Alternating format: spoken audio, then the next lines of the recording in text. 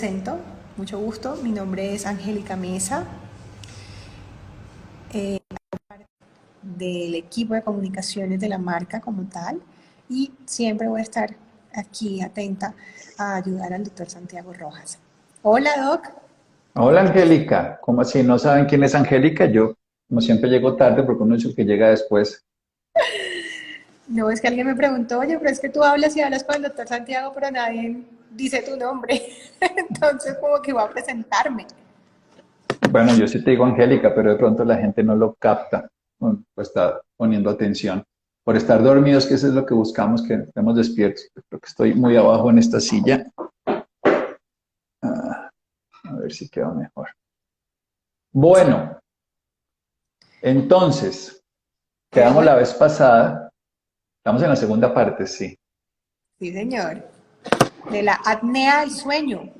Quedaron muchas preguntas ese día, que incluso las Sí, voy a buscar, pero creería que podríamos hacer una pequeña introducción para las personas nuevas que no estuvieron en el anterior episodio de la apnea y puedan contextualizarse y puedan saber de qué estamos hablando. sí, claro. Lo primero, la apnea obstructiva. En Colombia la llamamos SAOS, en otros solamente AOS.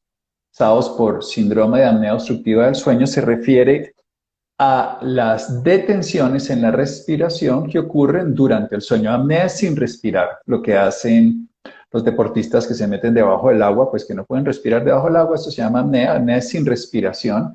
Y durante el sueño es durante el momento del sueño. Generalmente se contabiliza que sean 10 segundos que la persona no respira.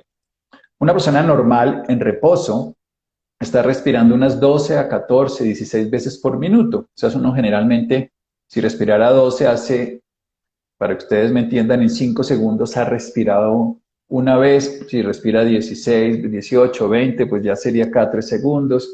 Entonces, si una persona deja de respirar 10 segundos, eso puede llegar a ser normal si está por debajo de 5 veces en una hora, pero después puede llegar a ser más cuando podemos tener lo que se llamaría grupos más altos, que sería leve, moderada, hasta gente que tiene hasta 30 veces por hora.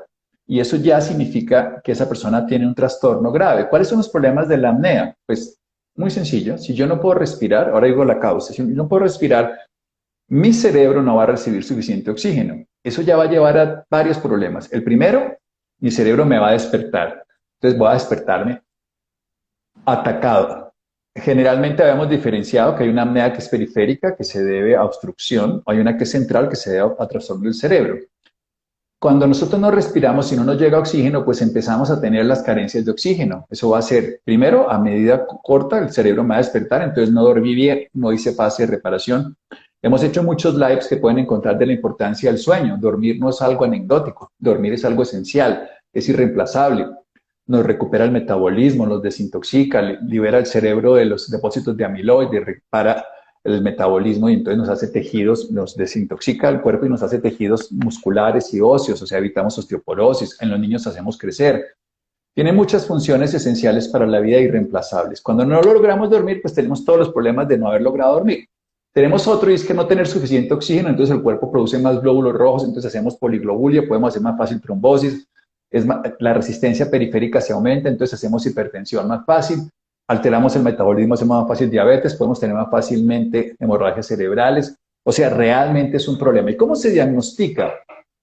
Hay un diagnóstico digámoslo, sintomático de posibilidad, que es la persona que ronca y paraliza la respiración, eso lo dice la esposa, o ronca y se despierta, eso lo dice el mismo personaje o el esposo, porque es más común en los hombres, pero también hay lo que nosotros ya tendríamos que hacer, es al otro día nos despertamos irritables, nos despertamos con hambre todos los días, nos despertamos cansados a pesar de haber dormido, y nos da somnolencia en el curso de la mañana o en el curso de la tarde, no recién comido, que eso es natural, sino digamos a la media mañana y a la media tarde. No tenemos la misma lucidez, empezamos a perder memoria porque son otros problemas, perdemos capacidad cognitiva. ¿Cómo se diagnostica en realidad? Cuando se hace una polisomnografía, que es un examen muy bien definido, que nos evalúa la saturación de oxígeno en un dedito, nos evalúa el número de respiraciones que hacemos por minuto, la capacidad de contracción del tórax, porque cuando uno empieza a hacer apnea, el tórax empieza a moverse, pero lo que pasa es que en la apnea, y aquí vamos a lo esencial, obstructiva, la vía está obstruida. En los niños pequeños se puede ver apnea, sí, porque las adenoides o las amígdalas crecen, ese es un proceso o infeccioso o alérgico. En los adultos generalmente se debe, muy poco, a veces problemas nasales, pero lo más común se debe a que hay una relajación de toda la parte posterior de la garganta y todo lo que tiene que ver con la faringe, y eso va a hacer que el aire no entre de manera adecuada. Puede ser por mala postura al dormir, acostarse boca arriba, por acostarse muy lleno. La más ya anatómica es que es muy corta la quijada y se va para atrás, o un problema que es el más solucionable de todos, aunque suene raro solucionable, que es la obesidad. Porque la obesidad hace que tengamos grasa en el cuello, grasa en la lengua y se vaya más pesado para atrás. También el uso de hipnóticos, la gente con hipnóticos relaja. Y hay dos enfermedades que puede tener una, y se puede ver en hombres, pero hay una que solo puede tener una mujer, que es el síndrome de ovario poliquístico. Muchas personas, cuando una persona tiene apnea, uno tiene que hacerle un diagnóstico de síndrome de ovario poliquístico. Eso tiene alteraciones menstruales, no se pueden quedar embarazadas y generalmente tienen resistencia a la insulina y eso favorece que haya diabetes y está muy asociada a la apnea en las niñas jóvenes, que no son obesas, pueden ser obesas o no, pero no necesariamente lo son. Y lo otro es el hipotiroidismo. El hipotiroidismo tiene que ver con actividad, o las hormonas tiroideas tienen que ver con todo el funcionamiento del cuerpo y toda la actividad metabólica, y tienen que ver también con la actividad del cerebro para que haya el estímulo respiratorio cuando está muy profundo y relajado a la persona hipotiroidea también. O sea, uno ve que la apnea, podemos hablar horas otra vez, la otra vez hablamos horas y nadie preguntó, y entonces yo me quedo callado a partir de este momento No, para hoy contestar las preguntas. tenemos muchísimas preguntas, incluso tenemos ya el día de hoy, tenemos un par de preguntas, pero Pero luego hagámoslas de la vez ya pasada porque si no quedamos en el mismo sitio. listo, entonces arranquemos. Bueno, ¿al cuánto tiempo de dormirse se puede presentar apnea? Pues técnicamente es más fácil que haya en el transcurso de las fases profundas del sueño. Me explico. Nosotros tenemos, cuando hacemos un hipnograma y vemos cómo es un sueño, nosotros dormimos en ciclos que son entre 90 y 120 minutos, donde tenemos lo que es estar despierto, ya no estamos, sueño superficial, sueño medio, sueño profundo y sueño más profundo. Hay unos lo dividen en tres, otros en cuatro, pero en esencia es lo mismo. Entonces tiene que ver con dos características fundamentales. Uno, el movimiento corporal y otro, la actividad cerebral. Entonces, cuando nosotros estamos en sueño medio y profundo, pues el cuerpo se relaja. Y cuando estamos más profundos se relaja más, la actividad del cerebro va bajando. Estamos en actividad, por ejemplo, en este momento debemos estar entre 18 y 12 a 18 ciclos por segundo, que eso se llama SMR o un beta. El beta va de 12 a 30 ciclos. Ciclos es una actividad por segundo. Hacemos de 12 a 18 actividades por segundo en este momento. Estamos despiertos. Cuando estamos relajados, estamos entre 8 y 12 aproximadamente, que se llama alfa. Cuando estamos entre 3 a 7 se llama zeta o teta. Cuando estamos entre 0 a 3 se llama delta. Cuando estamos en sueño muy profundo llegamos a ese estado delta o zeta. Y esos estados entre 0 y 8, para decirlo así, en esa época estamos mucho más fácilmente en apnea. ¿Cuándo ocurre eso? Generalmente va a ocurrir al cabo de unos 40, 50 minutos de habernos quedado dormido, pero eso va a pasar varias veces en la noche, porque nosotros vamos a tener 3, ojalá más 4 y generalmente 5 ciclos de eso, que son los ciclos de sueño. Lo que pasa es que ya en la última parte del sueño, generalmente ya los últimos 2, no hacemos sueño profundo, sino hacemos sueño superficial y medio, pero hacemos más la otra parte del sueño que se llama el sueño MOR o sueño REM, pues en inglés o en español, MOR en castellano, movimientos oculares rápidos. Y en ese movimiento de los ojos estamos soñando, estamos teniendo ensueños, o sea, nos soñamos que sí somos pero no somos, estamos pero no estamos, y estamos en el colegio y no, todo lo que nos pasa a las personas cuando dormimos, que todos soñamos. Y generalmente ahí no ocurren las apneas ocurren en las otras fases. Entonces, generalmente puede ocurrir 40, 50, 60 minutos o después, un lapso después, otra vez cuando entra en sueño profundo, que podría ser 2 o 3 horas después. No es tan inmediato, se quedan dormidos, pero puede empezar desde muy temprano, depende ya de si la persona es muy obesa, si tiene mala postura, si está muy llena, o si tiene trastornos de la quijada, que lo decía que es un cuello corto o quijada corta. Por eso hablábamos de que tratamientos odontológicos existen. Hay un dispositivo, se llama así, dispositivo de desplazamiento mandibular, que lo que hace es que lleva, se fija en el paladar superior. Esto lo hacen muchos odontólogos en Colombia y me imagino que en el mundo entero los tienen. O sea, incluso veo en las redes sociales que hasta los venden. Arriba el paladar es fijo, es obvio, yo no puedo moverlo. En cambio, el maxilar superior es fijo, el de arriba, donde está el paladar, y el inferior es móvil. Entonces, se coge y se pone un dispositivo fijo arriba y uno que es móvil abajo, un poquito hacia adelante.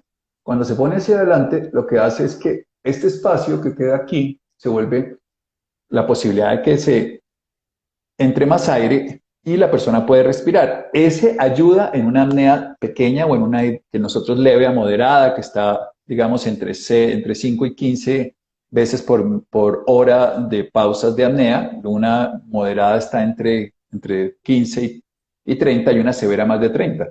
En el de más de 30, eso ya no va a servir. Requiere muchas más ayudas y la que más generalmente es la entrada a presión de una máquina que se llama CPAP y eso que es muy incómodo para los pacientes, pero que en algunos cuando lo toleran les va muy bien. Hay que regularlo, hay que diagnosticarlo, hay que hacer una polisomnografía y saber exactamente si le va a convenir o no. O sea, le va a convenir sí, pero ¿cuánto? ¿Qué? Que le iba a decir que trate de bajar un poquito la cámara para poder ver bien su cara. Eso, ahí, perfecto. ¿Seguimos con la siguiente pregunta o nos falta Por algo? favor.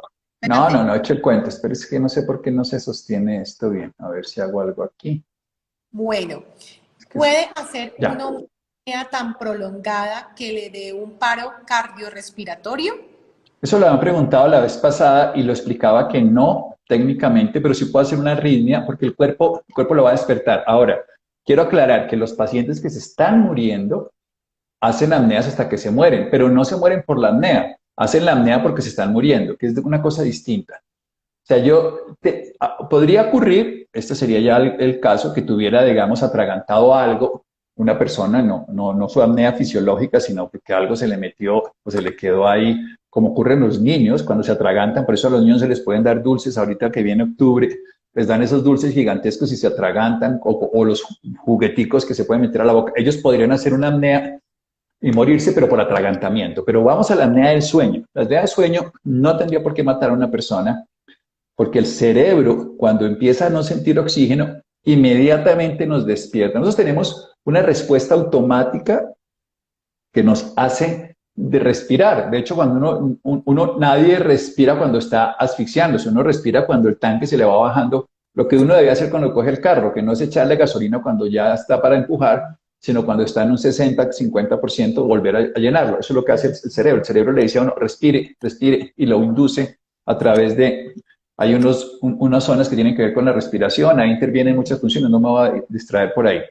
Pero sí es importante entender, si una persona se demora más de 30 segundos sin respirar, yo ese paciente lo tendría que, primero, haberlo diagnosticado muy bien, haberle hecho un examen, porque si es un bebé que tiene una apnea central, ese bebé puede no respirar, ese sí sería un caso muy grave. O si ese paciente ya está muy grave y no está respirando, pues está haciendo un daño.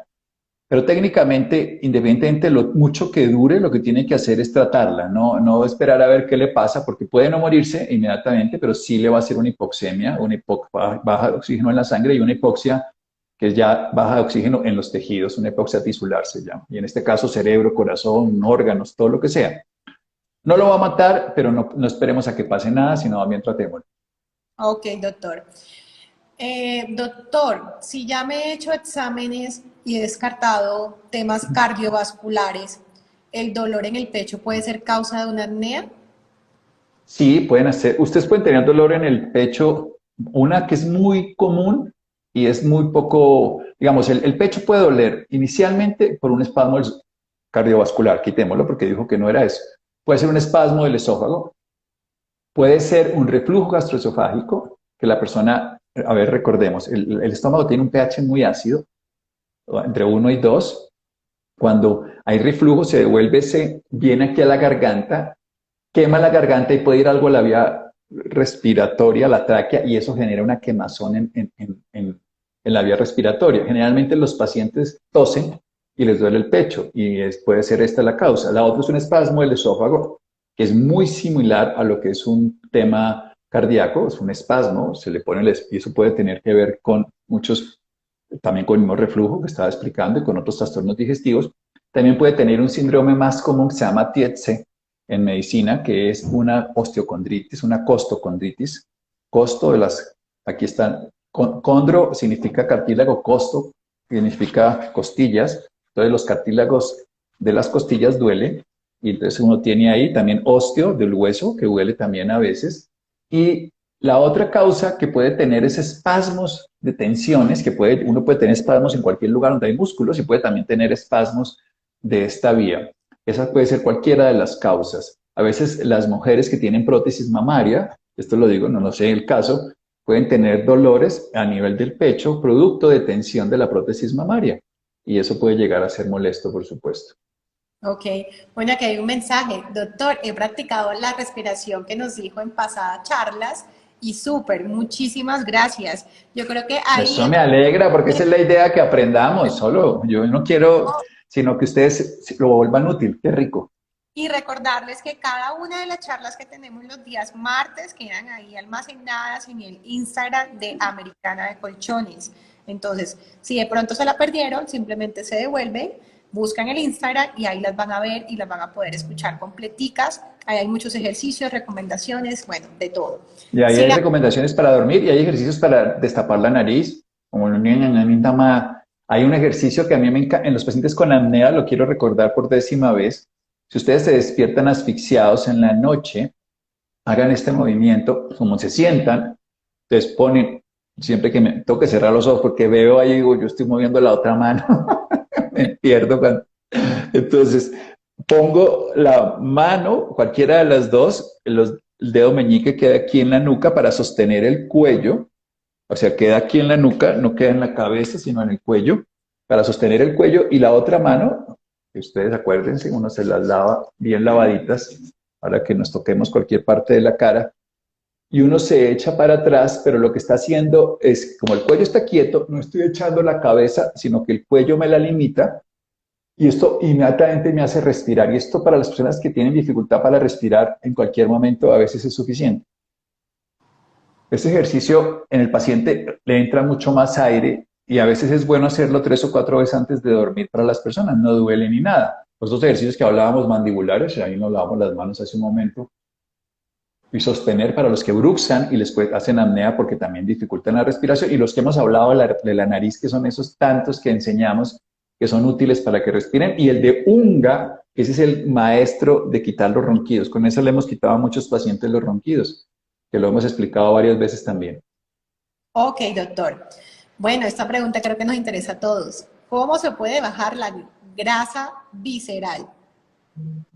Sí, nosotros tenemos diferentes tipos de grasa. Tenemos una grasa subcutánea, que no es una grasa mala, que es una grasa que generalmente cuando uno se da de paseo 3 o 4 días, porque el cuerpo no sabe cómo atesorar la energía de mejor manera que con la grasa. Entonces, nosotros tenemos más o menos un medio kilo de carbohidratos atesorados que es, a través de glucógeno en el hígado y en los músculos. El resto lo utiliza como glucosa en los tejidos y entonces el cuerpo lo vuelve grasa. Pero ¿qué ocurre? Tiene una grasa que es totalmente hasta cierto punto común, que es la grasa que está allá afuera, que es la visceral, que es la subcutánea debajo de los tejidos. Tiene una grasa que es la que está directamente entre los músculos, que es intramuscular, pero tiene una grasa que es muy peligrosa, que es la grasa visceral. Porque la grasa visceral tiene 3 características fundamentales. Primero, produce inflamación crónica. Segundo, es muy demandante de alimentos y va a generar menos beneficios. Esa es la que más produce apnea, que la hemos nombrado, porque esa también, cuando tenemos en las vísceras, también la tenemos en la lengua, tenemos también en el cuello. Y también hay otra grasa que sí es muy buena, que se llama la grasa parda, y es todo lo contrario a la grasa blanca visceral. La grasa parda es la de los bebés y es la que uno puede adquirir cuando hace ayunos o se expone al frío intenso. Entonces, ¿cómo bajar la grasa visceral? Hay muchas cosas. La primera que tenemos que hacer, y aquí es no comer comida chatarra, porque la comida chatarra tiene la característica de que favorece la creación de grasa visceral. Segundo, hay que aprender a hacer ejercicio y sobre todo ejercicio en ayunas. Los investigadores, ahorita hay una revista muy interesante de metabolismo, se llama Cell Metabolismo, o sea, células, el metabolismo celular, que coge y pone a dos grupos de personas a hacer ejercicio, diabéticos, hipertensos, y les mide la grasa visceral. Cuando les pone a hacer el ejercicio, les pone a hacer o en ayunas o después de desayunar, la misma cantidad de desayuno, pero uno lo hace el ejercicio antes y lo hace después, y el mismo ejercicio antes y después. Y con eso puede medir y hacer ejercicio en la mañana de lo que nosotros llamamos ejercicio de resistencia. Bailar, trotar, caminar, bicicleta, nadar, un ejercicio que mueve el corazón. Ese ejercicio le baja 40% más la grasa visceral cuando se hace en ayunas. Lo otro que baja la grasa visceral es no comer durante las últimas 3 horas antes de acostarse a dormir para que el cuerpo pueda usar eso. Cuando nosotros comemos tarde en la noche y cuando nos exponemos a la luz tarde en la noche, y precisamente cuando no dormimos bien en la noche, lo que ocurre es que vamos a utilizar el mecanismo que teníamos para separar los tejidos, lo que nosotros llamamos catabolismo, que lo dimos haber hecho 3 horas antes, para generar en la musculatura y tejidos, que se llama anabolismo. Como comemos, el cuerpo no puede construir tejidos, sino tiene que coger lo que viene y empezar a usarlo. Y si comemos carbohidratos en la noche intensos, comemos un postre, el buñuelito, la arepa, al final de la tarde, noche, sobre todo 2 horas antes, o el arroz, o cualquiera, el donut, la gaseosa, todavía peor, eso se va a convertir en grasa visceral mucho más fácilmente. Entonces, no comer tarde de noche y menos comer comida chatarra. Hacer ejercicio en la mañana, sobre todo en ayunas. Esas son medidas específicas. Y la otra es exponerse al frío, también ayuda a exponer. Eso de vivir todo el día con calefacción, un poquito de frío es de las cosas que más puede ayudar. Hacer el ejercicio, insisto, siempre sirve, pero el ejercicio en ayunas es de lo que mejor le sirve. Y el ejercicio de tarde, pero que nosotros llamamos de fortaleza, le ayuda un poco es con la otra grasa, que es la grasa intramuscular, que cuando no se sabe usar es mala, pero muchos deportistas la tienen porque utilizan no solamente los que utilizan cuerpos cetónicos, sino solo carbohidratos. En resumen, no comer tarde de noche, nunca carbohidratos antes de acostarse a dormir. Carbohidratos me refiero a los ultraprocesados o los simples, pueden comer verduras, eso sí, pero no 3 horas antes. Levantarse a hacer ejercicio en ayunas como hizo toda la humanidad. La humanidad nunca fue gorda hasta el año 60, 3% de sobrepeso y obesidad, hoy estamos llegando al 50, 60 en algunos países, y siempre se despertaban a buscar el alimento, en ayunas, iban a buscar el alimento, salían corriendo a cazar la presa, a buscar la comida. Ese ejercicio matutino en ayunas, de manera regular, es el que más quema la grasa visceral, y más si se hace junto con un baño frío, el agua fría, por exponerse al frío, todas esas cosas queman la grasa visceral. Ok. ¿Cómo sé que tengo grasa visceral? Bueno, hay solamente una forma, porque la grasa, nosotros tenemos un porcentaje de grasa corporal total y la grasa visceral, lo ideal es que esté por debajo de 12, lo ideal es que esté por ahí por debajo de 8, pues, pero lo normal es que esté por debajo de 12 la grasa visceral. Eso es en porcentaje. Y esto se lo hace en un aparato que se llama un InBody, o también se puede hacer con unas balanzas que hay en muchos de los. El InBody es lo mejor, que lo mide uno completo. Y también se lo pueden a uno medir en unas tecnologías hoy que hacen en los gimnasios para hacerle una báscula que le mide a uno la capacidad, eso hace por impedanciometría, y se puede saber la cantidad de grasa que uno tiene de diferentes formas, porque la diferencia la visceral, entre menos visceral tenga, mejor. Todos necesitamos una grasa, hay un nivel de grasa que no nombré ahorita, que es una grasa básica de sostenimiento que todos necesitamos, que si no, pone uno el hueso directamente contra el tejido. Es diferente a la subcutánea, que esa ya es un poco más, que esa no es la menos mala de todas. Hay una muy buena, una indispensable, que es esa grasa mínima. Hay una muy buena, que es la grasa parda, y hay una muy mala, que es la visceral. Para que me entiendan, la grasa tiene todas las variables posibles, pero lo que hay que bajar la visceral, si se puede aumentar la parda muy bien y tener la mínima por lo menos, pero bajar la visceral es lo que mejor nos iría a todos. Ok, Doc. Buenas tardes. Yo sufro de apnea moderada, 126 eventos en 5 horas. Sí. El CPAP, ¿qué puede hacer? ¿Lo puedo utilizar? ¿Me puede funcionar?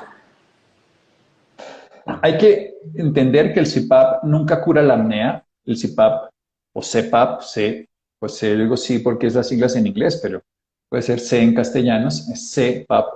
Lo que hace es que me suple la entrada del oxígeno que por la vía obstructiva no la puedo hacer. Entonces, si uno puede quitar la obstrucción, eso es tan útil como el CPAP o sumado más útil, porque ya está haciendo una apnea que le está alterando, tiene 125, ya está en 5 horas, quiere decir que está por debajo de 30, pero está casi en 30, está teniendo pues un límite más o menos de 25 por hora, es lo que nos está diciendo. Entonces, por eso es que se miden varias horas, yo lo pasé a 1 hora, pero uno lo mide porque lo que les explicaba, hay momentos de la noche en que hay menos, hay momentos de la noche que hay más. Entonces lo puede uno coger en 1 hora y no encontrarle nada y por eso se mide durante la noche. Pero esta persona tendría que hacer todo lo que hemos hablado frente a bajar de peso. Si uno baja de peso, si uno baja, insisto el peso por 2 razones, porque es que el peso no solo está aquí, sino también está aquí. Y también está, por supuesto, en el esfuerzo respiratorio para más kilos. Esto es así de sencillo. Y si yo tengo que cargar 100 kilos contra cargar 70, pues el esfuerzo respiratorio es equivalente, es diferente. El equivalente, digo, por cada peso, un esfuerzo respiratorio diferente. Entonces, cuando esté relajado, profundo, mi esfuerzo respiratorio menor va a compensar para eso, pero mi esfuerzo respiratorio mayor va a ser más difícil. Entonces, bajar de peso siempre va a ser útil. Si esta es una mujer, buscar si tiene síndrome de ovario poliquístico o tiene hipotiroidismo, son dos diagnósticos que hay que siempre tener de diagnóstico, más en la mujer, pues el del ovario poliquístico es indiscutible, solo femenino, porque ahí eso se le puede medir, es un examen de sangre, eso lo pueden hacer cualquier laboratorio, es medir 3 hormonas fundamentalmente. Uno, la TSH, le puede medir también la T3, ahí como de ñapa para estar seguro. También se puede medir, pues del ovario poliquístico, la de hidroepiandrosterodiona y siendo mujer, la testosterona, y medirse la insulina, porque generalmente es una resistencia a la insulina. Y muchas mujeres tienen eso, es metabólico, no son obesas y tienen una cosa que el CPAP les recuerdo, el CPAP es indispensable, pero no cura. Pero si uno encuentra la causa, que es un síndrome ovario poliquístico, si encuentra que es un hipotiroidismo, si encuentra que es una obesidad, se encuentra que es una alteración de la mandíbula o que toma somníferos y que duerme mal, pues todas esas cosas se pueden curar. Lo que no se puede curar es cuando ya hay una cosa muy compleja anatómica, pero hoy en día, por ejemplo, yo les he explicado a ustedes hace 2 programas que muchas mujeres, en los hombres es más común, pero muchas mujeres después de los 50 les empieza a tener debilidad, se caen los tejidos, se le pasa en todo el cuerpo, y entonces no tienen suficiente fortaleza en el paladar, y entonces se pueden hacer radiofrecuencias, algunos hacen hasta cirugías y les quitan un pedacito del velo, pero allá arriba, atrás en la garganta, por decirlo así, pero a veces con estimulaciones como hacerles ejercicios con radiofrecuencias pueden hacer que sea suficiente para muchos pacientes. Entonces, Bueno, sí, el CPAP es suficiente, pero no es lo único y hay muchas más cosas que pueden llegar a ser más curativas, pero mientras no se usen, usar el CPAP es indispensable. bueno, 3 preguntas como muy unidas. ¿Qué es el Dale. CPAP? ¿Dónde se consigue? ¿Y qué diferencia hay entre CPAP y BIPAC? Sí, pero no, yo no creo que se consiga, bueno, se puede conseguir, evidentemente, pero lo que pasa es que no es una máquina que yo compre como en internet. Cuando uno compra una máquina dice, bueno, entonces me llega a la casa, Me la no es lo mismo. ¿Qué? y me No, la esto es una instalo máquina, no te escucho. Sí. preguntan puntualmente, primero hay gente que tiene la duda de qué es. Bueno, el CPAP, contestémoslo de la siguiente manera porque son 3 preguntas, pero el BiPAP es doble la cantidad de presión positiva. CPAP es solamente una y nosotros tenemos además es inspiratoria y expiratoria es el BiPAP. El CPAP es inspiratoria, en cambio el BiPAP le hace la inspiratoria y la expiratoria. Es un poquito más complejo, pero es la misma tecnología, solo que es doble. En el CPAP me mete, en el BiPAP inspira y expira, juega con eso y es para sostener cuando ya, digamos, en los chiquitos recién nacidos que tienen apnea central, se tiene que usar esas. Pero la pregunta que quiero contestar, porque esa respuesta da lo mismo, la otra sí es muy importante y es, yo no es que salga y compre en una tienda un CPAP, yo tengo que ir a que me hagan un examen, porque no es como si iba a comprar unos zapatos, tráigame unos zapatos, bueno, ¿cuál es su talla? ¿Cuál es su color preferido? ¿Para qué los quiere? Entonces uno tiene que individualizar el CPAP o el BiPAP, pero generalmente es el CPAP, en los pacientes con apnea es el CPAP. Y ese paciente que tiene la característica tiene que hacerse una polisomnografía y sea su EPS o su médico Generalmente esto lo puede ver un somnólogo o lo puede ver otro tipo de especialidad que es el neumólogo, lo puede ver otro tipo de especialidad que es el neurólogo y en ocasiones el otorrino. Pues sería solamente esta zona de obstrucción, que también importa, por supuesto, que es la vía que se va a permeabilizar, en este caso con el CPAP, con la presión positiva. Pero sí es muy importante que la persona sepa que, independientemente de que tenga que comprar o no, su organización de salud se lo tiene que diagnosticar y esto es importantísimo, calibrar a la necesidad. Esta señora que tiene 25 veces por hora y entonces la máquina sabe y le va a poner esa, si no, también va a ser un problema. Si la persona le ponen un CPAP como si tuviera una apnea severa o dice, o le pongo una 3 o 4 veces menos de lo que necesita, por no ponerle calibraciones raras aquí, lo que voy a hacer es que la persona va a ser insuficiente o va a ser un sueño totalmente caótico. Entonces, por eso no invito a la gente que compre un CPAP, sino que se haga una polisomnografía y que con una polisomnografía se haga aquí en Bogotá hay unos centros maravillosos, ves que no sé dónde nos oyen, en cada país del mundo seguro los hay. Y hay una cosa que ustedes pueden hacer, eso sí, y es pedir que se lo hagan en su cama. Siempre es mucho mejor eso. ¿Por qué? Porque es que si yo voy a dormir a un hospital, a una cama que no conozco, en un sitio que no conozco, en un ambiente que no conozco, probablemente no duerma tan bien. En cambio, en mi cama, voy a dormir lo bien o mal que duermo todas las noches y ya de entrada es mucho más auténtico porque mi CPAP lo voy a usar en mi casa. Porque de pronto lo que necesitas es cambiar de colchón. Sí. Bueno, ¿qué El esencias? colchón es el 7% y Americana que tiene unos colchones tan chéveres para estos temas. Y una cosa que es para el ronquido y la apnea sirve la postura con las camas ajustables que lo pongan un poquito más levantado, porque es evidente que la gravedad es un efecto. Si yo estoy así horizontal y la gravedad va a ir hacia esa dirección, hacia atrás, y me va a trancar la garganta. Si yo estoy un poquito levantado, la gravedad me va a ir un poco hacia abajo, pero me va a permitir que el aire entre. Así funciona. Pero eso no, con almohadas no es tan fácil, porque queda uno con el cuello mal y le duele luego la espalda. Por eso las bases ajustables le permiten a uno tener postura que se llama antirronquido, que es una postura hecha para que uno no ronque sola, y se lo da es la cama que está atrás y el colchón que se amolde, por supuesto. Bueno, ¿qué esencias son recomendadas para tratar los desastres de una tiroides afectada? Los desastres de una tiroides. La tiroides es un órgano que se puede afectar de muchas maneras. Puede tener un cáncer y entonces hay que extirparla probablemente, o al yodo radioactivo e inhabilitarla. Puede tener hipotiroidismo, entonces debe tomar estimulantes de la tiroides, pero también debe bajar el uso de flúor, porque el flúor compite con el yodo. Entonces a veces muchos pacientes tienen hipotiroidismo porque tienen exceso de flúor. Puede ser no solo por bañarse los dientes, sino por fluorizaciones o por aguas fluoradas y sal fluorada que usamos de manera indiscriminada. Por eso es bueno cambiar las sales a otras, no las comerciales generalmente tienen flúor. También puede tener hipertiroidismo, que se asocia o se confunde mucho con cuadros de ansiedad, incluso de cuadros psicóticos. Esos pacientes pueden tener taquicardia, sudoración, pérdida de peso, al contrario del hipotiroidismo que generalmente se les cae el pelo, son estreñidos, la piel seca. Este es todo lo contrario, es acelerado. La tiroides o el tiroides es la glándula que tiene la capacidad de favorecer el metabolismo. El metabolismo, la entrada de los nutrientes, la salida de los nutrientes, la construcción y la destrucción. Eso es lo que hace el cuerpo todo el tiempo. Y si nosotros tenemos eso, entonces vamos a contestar la pregunta bien. Si es un hipotiroidismo, generalmente nosotros damos una flor que se llama rosa silvestre, acompañado de su suplencia hormonal. Y si es un hipertiroidismo, nosotros damos generalmente impaciencia, una flor que se llama así, que nos puede ayudar, o Black Eyed Susan, Susanita de ojos, Black Eyed Susan, Susanita de ojos negros. Y cuando pacientes hacen lo que se llaman cuadros de tirotoxicosis y hacen una tiroiditis, que es una inflamación como Hashimoto, que es autoinmune, que el sistema inmune afecta, pues hay que cambiar la parte nutricional, quitarle todo lo que es ultraprocesado.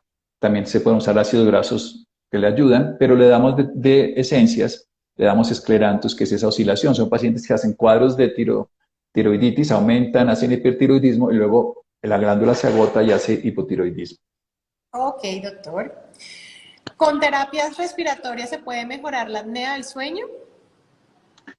Ya los ejercicios que les he enseñado sirven en las apneas leves sin duda y muchos pacientes le agradecen a uno porque no vuelven a usar el CPAP porque no lo necesitan, ¿no? Esto no es por quitárselo porque no le gusta, no. Uno a pacientes que le hemos hecho que se les hace un tratamiento que les sirve, se hacen una polisomnografía y no tiene apnea. Además, el paciente lo nota antes de la polisomnografía porque está durmiendo bien. Y uno sabe cuando, yo con una noche que duerma mal, yo lo sé, cualquier humano. Ahora, si se vuelve crónico, el problema es mayor. Eso nos pasa a todos. Una noche mala es un mal día. Pues toca hacer todo el esfuerzo para tener buen día. Y mis días son tan intensos que yo me entero cuando a veces por pacientes o todo le toca uno dormir mal, no porque yo tenga mal sueño, sino porque no puedo dormir, pues uno se entera. O llega uno de viaje de otro lado y no puedo dormir. Entonces, sí es importantísimo hacer ejercicios respiratorios. Insisto, la técnica de buteico es clave. Buteico con B larga, con Y. Aquí llevamos años explicando en estas cosas cómo son esas respiraciones y eso en las apneas leves y en algunas hasta medio, digamos moderadas, puede ser más que suficiente. Ahora, hacer terapia respiratoria que le den a unos golpecitos en el pecho o una micronebulización, pues salvo que uno tenga una bronquitis transitoria, pues le va a ayudar, pero no le va a ayudar con la apnea, porque el problema de la apnea no es generalmente respiratorio pulmonar, sino es de la vía respiratoria superior, y ahí no tiene nada que ver el pulmón en sí mismo, se vuelve una víctima, pero no causa, y termina siendo más importante, son ejercicios de técnicas de respiración que terapia respiratoria. Ok, doctor. ¿Tiene algo que ver con apnea cuando la persona se despierta y grita o habla dormido? Los soliloquios y lo que hacen los pacientes dormidos, hablando, no son necesariamente de la apnea, pero la despertada puede ser una despertada con gritos, podría ser, además de pesadillas, que sería lo más simple, podría ser producto de que se está asfixiando y a veces, vamos a poner el ejemplo, hay pacientes que le dicen, no, es que yo me sueño que me están ahorcando.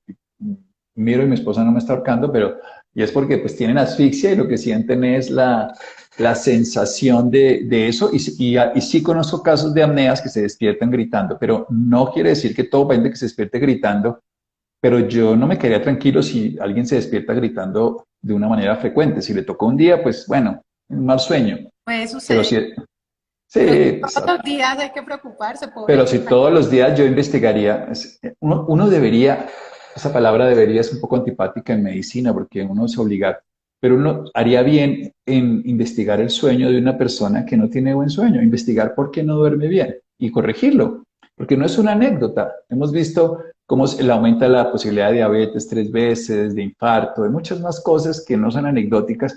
Y por ejemplo, cómo las personas que duermen mal tienen más cáncer de mama, más cáncer de próstata, son cosas que no son menores, o sea que el sueño termina así, y como uno además dice, yo el sábado compenso, yo el domingo compenso, que ese es el gran mito de, no, yo duermo bien el fin de semana y con eso compenso, eso no sirve. Los sueños son de 24 horas, o sea, el día es de 24 horas y uno tiene que dormir en esas 24 horas lo suficiente. Entonces, si uno no duerme bien, la siesta que hemos hablado aquí, hicimos dos programas de siesta además, también es ideal para compensar, pero no sirve el sábado compensar lo que no dormimos entre semana. Ok. Eventualmente tengo el síntoma de despertarme con dolor de cabeza y el del cansancio en el día. Solo esos. ¿Tendré apnea? ¿Valdrá la pena hacerme el examen para tener un diagnóstico? Muchas veces sí, es una apnea. O sea, lo que estoy diciendo es, esta persona puede no tener apnea, pero no está durmiendo bien. Puede tener, digamos, que no tenga, es que cuando le hacen a uno una polisomnografía, le diagnostican apnea, pero le pueden diagnosticar, por ejemplo, una alteración del sueño REM. Entonces la persona no entra en ese sueño REM y eso le puede despertar a uno con dolor de cabeza. Despertarse con dolor de cabeza, lo más probable es que esta persona no esté teniendo una buena oxigenación y eso le da dolor de cabeza. Y despertarse y tener somnolencia en el curso de la mañana, ya tengo dos síntomas para hacer una polisomnografía. Yo no dudaría en esta persona en hacerlo. No le puedo diagnosticar apnea porque no tengo ningún síntoma de apnea en la noche, sino tengo es un efecto en la mañana de algo que ocurrió en la noche. Entonces tengo que saber qué ocurre en la noche y eso se diagnostica en el examen. Listo, doctor. Buenas tardes. ¿Qué alimentos no debo consumir si tengo apnea? Todo lo que le suba de peso, así en castellano sencillo.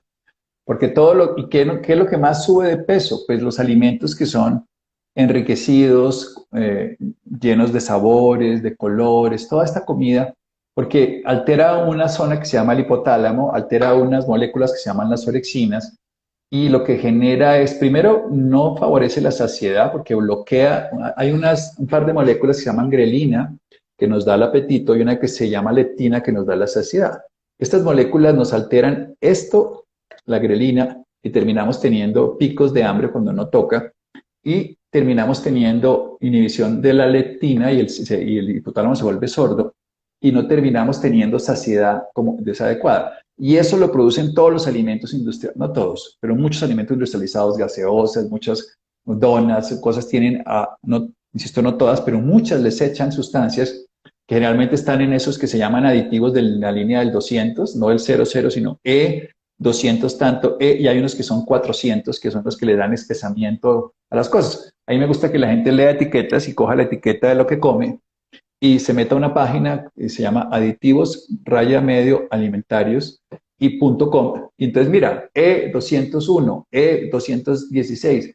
Y muchas de esas cosas, cuando se dé cuenta que son y las vea, se dará cuenta que eso le altera su capacidad de reconocer los sabores adecuadamente y lo vuelve más dependiente. Y por supuesto esos alimentos favorecen que comamos más, que comamos a destiempo y que tengamos además más trastornos de sobrepeso y por ende más apnea. Entonces, coma comida real y no coma 3 horas antes de acostarse. Coma 3 veces al día, no 5 ni 6. No necesitamos más. Si quiere comer 2 veces al día es suficiente mientras coma de todos los alimentos, proteínas, carbohidratos que son verduras y frutas enteras no en jugo. Proteínas puede ser animal o vegetal y mezclar las dos está bien en el sentido de irlos cambiando y rotando, comer huevo, y puede comer grasas de las buenas, frutos secos, aceite de oliva, aguacate, aceite de coco. Todos los frutos secos hay que saber que no son con azúcar ni caramelizado ni nada, sino el fruto seco tal cual como viene. Y el maní, para recordar, el maní no es un fruto seco, es una leguminosa. Me refiero cuando hablo de frutos secos, fundamentalmente almendras, nueces, pistachos, marañones, macadamias, así. Ok. Doctor, una pregunta. Desde que utilizo el CPAP se me reseca mucho la boca. ¿Es normal? ¿Por qué sucede esto? Sí, sí, se reseca la boca porque técnicamente le está entrando un aire de una temperatura ambiente y le está... Hay que... Ahí es donde me gusta que las personas, igual aunque hagan el CPAP, utilicen el ejercicio de destapar la nariz. Ese que he enseñado, que insisto, lo van a buscar, que lo he dicho varias veces, para si hay más preguntas, que se nos acaba el tiempo, pero es expirar, tapar la nariz, contar hasta 5, respirar normal, expirar, tapar la nariz, contar hasta 10 y esos 3 veces hasta 15 la siguiente. Eso es suficiente para destapar la nariz. Eso lo hacen antes de dormir. Eso le ayuda con la humectación de la boca también. Le libera óxido nítrico, entonces le disminuye las posibilidades de trastornos circulatorios en la noche y le da mucha mejor respiración porque igual el CPAP le va a entrar más por la nariz y la persona va a poder respirar mejor, porque si no se le va a secar la boca. Es como si respira con la boca abierta. Listo, Doc. Creo que nos toca apresurarnos un tris porque nos quedan todavía como unas Dele, dele. 6 preguntas. Dale, hágale, yo soy Fulminar. concreto. Es que soy muy, es el cuento de que contesto muy completo, dele. Entonces me demoro más. Estas enfermedades dicen que son de preexistencia. No, no entendí. ¿El que la apnea es de preexistencia? Sí, No porque entiendo. enfermedades dice que son de preexistencia. No, no entiendo la pregunta. Vuélvame a leer exacto porque oigo entrecortado más. ¿Por qué estas enfermedades dicen que son preexistencia? Me imagino que está hablando de un seguro o está hablando de cuando va a algún trabajo o algo. Pero la apnea, o sea, cuando se habla de una enfermedad de preexistencia, me imagino que eso es lo que está diciendo, es cuando uno va a comprar un seguro y si uno tiene una apnea, pues ya tiene un trastorno previo, o si uno tiene una hipertensión, ya es una enfermedad preexistente, a eso es que se refiere. La apnea la puede tener uno muy joven si tiene un trastorno de vía obstructiva por amigdalitis o la puede tener muy viejo por simplemente debilidad. Entonces no siempre será una preexistencia, pero si llega a hacer un examen médico y se la encuentran, pues ya es una preexistencia. Eso es lo que yo entiendo que están preguntando. Ok. Por favor, ¿cómo tratar el hipotiroidismo, doctor? Pues como todo, primero hay que diagnosticarlo. Segundo, hay que ver si esta persona, por ejemplo, tiene una carencia de una nutrición adecuada en yodo, que es muy poco común. Eso es lo que hace que tenían antiguamente esos cotos, que son el bocio, las personas cotudas, como se decía popularmente. Pero muchas veces se debe a que tuvo una enfermedad autoinmune y la otra causa se debe a lo que les explicaba, de que pueden estar consumiendo o teniendo intoxicación con flúor, además de otras causas que podrían ser infinitas. ¿Cómo se trata? Se trata con comida real, que es lo que siempre buscamos nosotros. No estamos vendiendo ningún tipo de alimentación, sino quitar lo que no es comestible, es comestible, pero no es alimento. Y hay que dar una suplencia. A veces hay muchos productos hoy naturales que tienen L-tirosina, que es un aminoácido que está presente, entre otros, en el chocolate, pero en muchas otras, que es el precursor de las hormonas tiroideas, tetra y triyodotiro, y esos son unas moléculas que van cogiendo estos aminoácidos, esas triyodo y tetrayodo, porque necesitan el yodo, y la tirosina le ayuda con una alimentación sana. Y a nosotros nos gusta, por ejemplo, que coman algas. Las algas son muy buenas en los pacientes que tienen hipotiroidismo, y hay una que es muy común aquí, pero no tengan que irse hasta Japón, que es la espirulina, que no es una alga de mar, es una alga de río, también se consigue, y también la clorela, que además le ayuda a quitarle toxicidad por flúor. O sea, a los pacientes con hipotiroidismo tomar esas algas les va muy bien. Aquí hay una pregunta, ¿tomar lírica es malo cuando se tiene apnea? Es una buena pregunta, pero es que sí, depende de lo que tenga para que se la tome, porque la lírica sí produce relajación. La lírica es un medicamento, la pregabalina, que se usa para quitar neuropatías, o sea, para quitar dolores neuropáticos, por ejemplo, en pacientes con herpes y todo. Pero también induce el sueño y uno le gusta dárselo al paciente de noche para que duerma, si está con dolor, para que le sirve de una vez como hipnótico, pero relaja. Y en esa relajación los pacientes con apnea se ponen peor. Entonces, si el dolor, si toca jugar como ver en cada caso la particularidad, pero si ese paciente tiene apnea, muy probablemente el uso de la lírica se la va no a causar, pero se la va a favorecer que se incremente un poco más. Ok. Yo he tenido dolor en el pecho por un año, pero me han dicho que es inflamación de las costillas. Pero en las noches a veces me despierto porque me siento agotada y quedo sentada. ¿Puede ser apnea? Eso sí, yo sí creo que está teniendo apnea y reflujo. El dolor de la costilla durante un año, una costocondritis por un año, me suena muy raro. Eso generalmente es una enfermedad aguda y dura 2, 3 semanas y se quita sola. Y a veces con solo pañitos y colocarse aquí algo local le puede ayudar. Yo creo que esa persona sí tiene apnea porque si se despierta así, eso, obviamente hay que hacerle la polisonografía. Insisto que uno tiene que diagnosticar. Estamos hablando de una hipótesis más con una sola pregunta, pero el diagnóstico de la apnea, además de ser sugestivo, tiene que ser confirmado por una evaluación médica en la noche, porque además es nocturna, o sea, bueno, el sueño, pero es la apnea del sueño mientras se duerme. Ok. Dice, doctor, mi hija tiene fluorosis en los dientes. Puede llegar a tener hipertiroidismo. Voy a No, graduar. no, es más fácil que por cuando se utiliza demasiado flúor, allá es hipotiroidismo, pero no hiper. Porque Oh, lo que hace la molécula de flúor, el cuerpo, y pasa con muchas cosas, por ejemplo, el calcio con el plomo se pueden juntar y vemos eso, el aluminio, por ejemplo, con el fósforo, hay muchos metales y metales pesados, y pasa con el cadmio, por ejemplo, con otra cantidad de moléculas del cuerpo que terminan haciendo que el cuerpo puede coger la molécula mala y hacerse daño.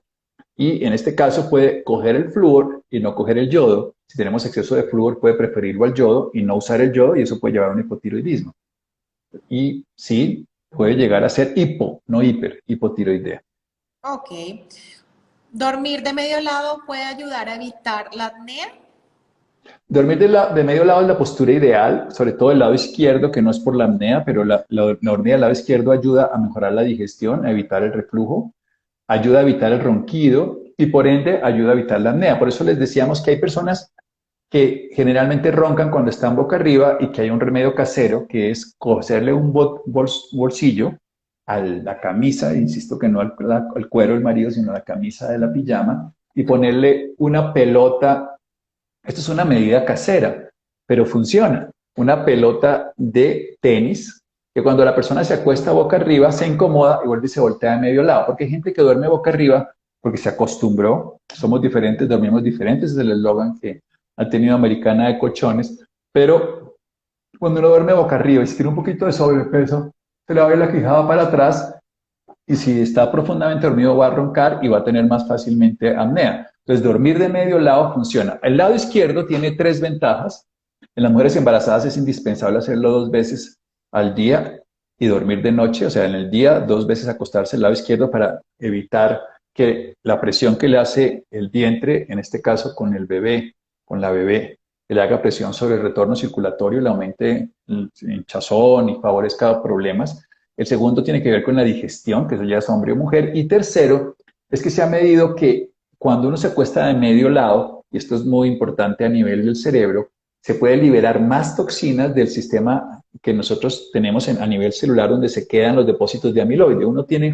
El cerebro pesa el 2% del peso corporal aproximadamente, y uno más o menos desecha en el cerebro por año más o menos un 3% de toxinas.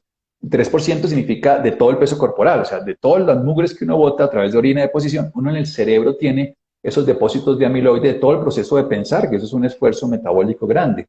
Esos depósitos se tienen que eliminar y se eliminan mejor cuando se duerme en medio lado izquierdo y cuando se duerme en medio lado derecho o cuando se duerme boca arriba o boca abajo. Entonces, esa es una razón más para dormir de medio lado izquierdo, pero independientemente, cualquiera de los dos lados es mejor para la apnea que dormir boca arriba, sin duda. Listo, doctor. Me duele muchísimo la espalda desde hace un mes. No puedo cambiar el colchón sin estar segura. Doctor, ¿qué me recomiendas? A mí siempre me gustan los colchones que tiene Americana y los recomiendo sí, que se llaman colchones de zonas. 90% de las personas tienen en alguna época de su vida dolor de espalda. El dolor de espalda yo calculo que una tercera parte tiene que ver con la forma en que dormimos. Esto ya es más o menos, depende obviamente del sexo, la edad y de las características. En mi época, cuando estudiaba medicina, se utilizaba, se estilaba el colchón duro, que se llamaba ortopédico. Eso ya no existe afortunadamente, o por lo menos no se utiliza. Sino se utilizan colchones donde uno se pueda meter en la cama. ¿Y eso qué significa? Que uno la cama lo acoge, los brazos de Morfeo. Entonces el colchón debe cogerlo a uno. Y los colchones de zonas tienen una ventaja doble. Y si tiene dolor de espalda hay que hacer algo más. Uno tiene puntos diferentes de presión. No sé si ustedes pues, se dan cuenta que es muy diferente el punto del hombro, el punto de la cadera, el punto de la rodilla y de los tobillos y de la cabeza son puntos de presión. Entonces 3 zonas o 5 zonas, eso hace que el colchón lo acoja a uno y le sepa que hay zonas más duras y zonas más blandas.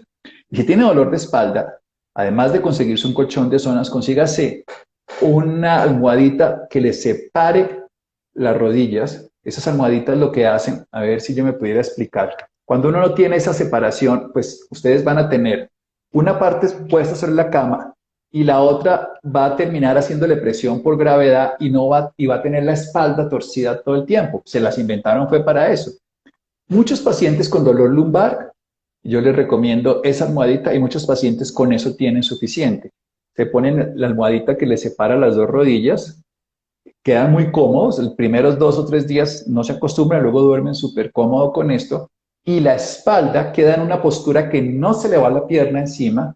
Ahora, plan B, la pierna del marido, pero eso se vuelve un rollo, o la pierna de la esposa, Algo porque así se como- mueven. Pero es el mismo principio. Dormir entrepiernado, sí, pero este es entrepiernado con una almohada. Y si no, una almohadita de la mitad del tamaño de la cabeza entre las piernas también funciona. O sea, una almohada y la mitad del tamaño entre las piernas, entre las rodillas. Por eso se la inventaron. Estas ya son más ortopédicas, o sea, más anatómicas, es el nombre correcto. Y lo que hace es que son bicóncavas, o sea, son así. Y entonces uno pone ahí las dos rodillas, los dos muslos con la rodilla y queda la persona, incluso se voltean y sigue quedando cómodo. Y eso además hace que la persona duerma de medio lado, entre otras cosas, porque eso se hace de medio lado. Entonces favorece desde toda perspectiva el buen sueño. Bueno, digo la última pregunta. Bueno, no, la última pregunta es ver un comentario que dicen que la mejor solución para eso es un buen colchón y una buena compañía. Entonces yo creo que es cierto. Las dos Sí, sí, cosas. una buena esposa, un buen esposo, delicioso. Bueno, Bueno, entonces, llegamos. 8 días, Ya me dirá el tema usted. Toca pensarlo, vamos a Bueno, sorprenderlos, porque pues la verdad hemos recibido muchos comentarios con muchas solicitudes de temas relacionados con el descanso, entonces les estaremos contando en el fin de semana qué tema vamos a tratar el próximo martes con el doctor Santiago Rojas. bueno, muchas gracias. Duerman bien, descansen. Gracias, Bye, bye. Angélica. Chao, chao. Chao.